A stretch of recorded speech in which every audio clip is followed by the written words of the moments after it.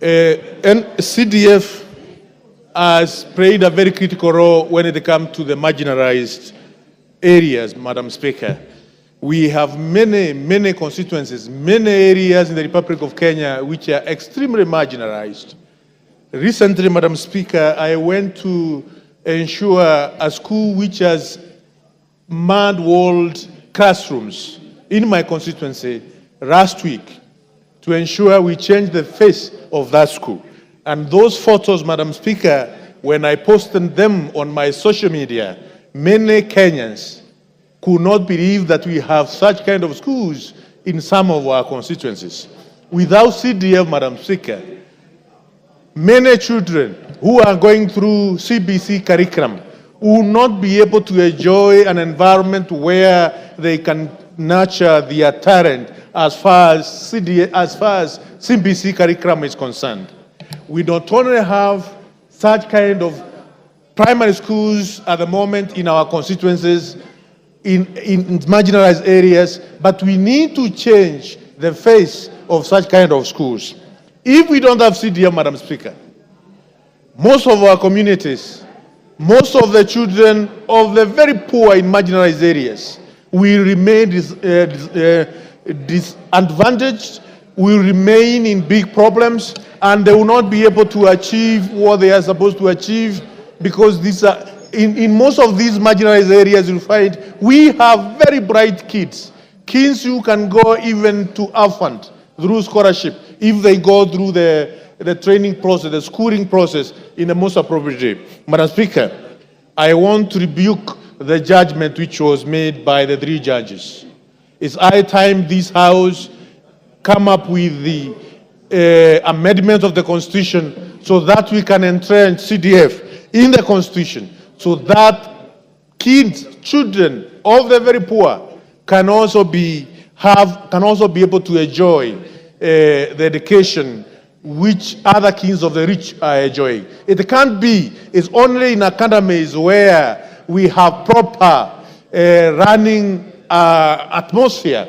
Even in those areas, the kids of the very poor, they also deserve proper environment where they can nurture their talent, they can nurture their skills, and they can be children of the world. They can be able to work in every corner of our nation, not only of our nation, but every corner of the world. Madam Speaker, I support what the members have said, and we need to craft.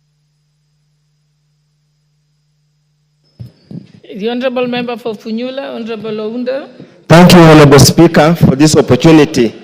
Let me take this opportunity to sincerely thank our colleagues who stood in for us during this long, odious battle to save the lives of the people of Kenya. Honorable Speaker, I attended the judgment that Friday, and we left with the heavy legs, heavy heart, and I can see my friend Droppings was here with him, and I sincerely felt that it was extremely unfair on the tone and the wording and the way the 3 judges dispensed of the matter.